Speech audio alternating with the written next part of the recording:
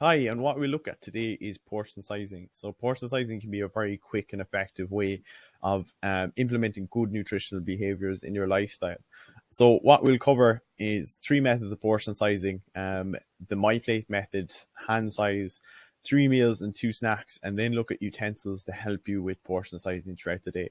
So portion sizing works by reducing the total calorie intake that we're having throughout the day. So it reduces the amount of food that we're having at meal times, which reduces calories, which causes weight loss then too. So if you're looking to weight gain, we'd be looking to increase these portions to support that goal. So starting with the my plate method, so I think this is a quick and an easy way of implementing portion sizing into your day. So what I do now is challenge you to see, does your dinner plate, does your lunch plate look like this throughout the day? So what we'd be looking to have is about quarter of the plate grains, quarter of the plate protein, about half the plate vegetables, because we don't always have fruit at dinner, but you'd be looking to have a fruit portion as well, kind of at your meals. It also includes dairy, so that's a glass of dairy too, out on the top right hand side. So what I'd say is my main tip around this is making small adjustments. You don't have to aim for half the plate of vegetables straight away. That could be a long-term nutritional goal for you. Depending on your starting point, I definitely would aim for about quarter of the plate. That is a good kind of goal to hit. And then with your protein sources, that look at your meats, your dairies, and your fish. And with your grains, you'd be looking at your pastas, your rices, and that would take up both about a quarter of the plate. So yeah, change doesn't happen overnight, so take your time with it. But definitely follow through with the challenge now and have a look at your own dinner plate to see, does it map up to this. So then the next one is the hand portion sizing. So the hands are brilliant, because they're always on you. And I've mapped it up here to the my plate kind of method. So as you can kind of see, like half the plate is full of veg with your sweet corn, the carrots, the broccoli. A quarter of the plate is protein sources such as your meat, your salmon, your eggs, and your yogurt. And with your carbs, then that's another quarter of the plate. So that's your pasta, your rices, potatoes. So for your protein sources, such as your meat and dairy, you'd be looking at just a palm size of protein at these meals. So then with carbs, you'd be looking at a cupped hand full of carbs, and that's very effective with things like pastas and rices. And then the one to watch out for is just fats. Like the fats are over the left hand side with the thumb, and that is your oils, your cheeses, your spreads. You'll be only looking to have a small amount of fats and using them sparingly. The olive oil is really good in terms of a good healthy fat. But again, it's just about limiting the amount that you use, including it in some of your cooking, but just very kind of sparingly.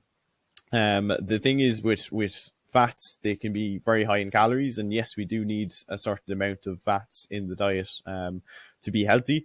But if these go too high, it can cause a weight increase.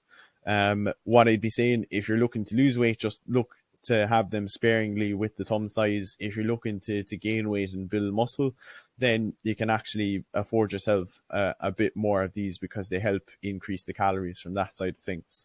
So with the kind of the next tool that I like to kind of recommend is three meals and one to two snacks a day. So the three meals and one to two snacks roughly equates to about 1600 to 2300 calories, which the upper end is a deficit for a male, the lower end would be a deficit for a female.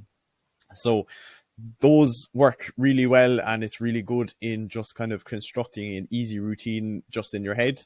I definitely recommend starting out with this just because it does, as I said, just construct a really good routine throughout the day, and that's what you want. You want frequent meals that give you energy throughout the day, and this is just an example. So like the porridge in the morning, the sandwiches at lunch, the chicken curry for dinner, and this person had an apple and some dark chocolate as a snack. So good routine throughout the day, and like implementing this with the other portion size techniques works really well, as just a foundational structure. I do understand that this doesn't fit everybody's lifestyle, and what I say is start out with it, but then adjust it accordingly to your routine. Like if you're working shifts, if you're working nights, all this can change. So then kind of moving on to the utensils. So I 100% recommend using utensils. They're really effective in portion sizing, and it means you don't have to weigh out everything. Like with the scoops, they're available generally with some of the porridges and also whey protein, and they can be really good with oats, with rice, with cereal, and with granola in just portion sizing them out. If you have a scoop and you scoop out the oats, like a level scoop is about 30 grams of oats, and then you can be confident in knowing that you're having that, because it can be easy to over pour, under pour in terms of oats. With tablespoons, they're really good with sauces. So if you're cooking with sauces at dinner, just pouring them into the tablespoon, and then you can be confident knowing you had 3, 4, 5 tablespoons of sauce in there. Especially cream-based sauces, anything, or oil-based sauces, definitely use a tablespoon for those. With the teaspoons, they can be really good for spreads, jams, oils, and seeds. So just portion sizing out with them, and like in particular, like the oils again, just having a small amount of oil, like with dinner. And you can use the cap of the oil as well. That's another utensil that you can use. But the teaspoon, at least, like if you put 1 teaspoon of oil into your frying, then you can be confident in knowing that it's 1 teaspoon, and it's very easy to over pour with oil, and that can make all the difference in terms of nutrition.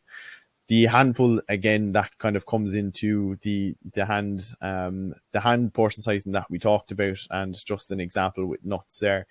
So like what I'd recommend is using all these together. Like you don't have to just stick to one portion size. You can use all these tips and construct a diet around that.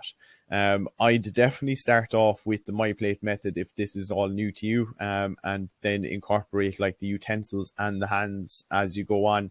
And just starting with that kind of challenge, like, does your plate look like the MyPlate? And if it doesn't, what can you do to make it look like that? Or what can you do to slowly construct a diet that kind of looks like that? So those would be my tips. If you have any questions or you're struggling with implementing portion sizing, definitely do reach out and ask me questions. Thanks.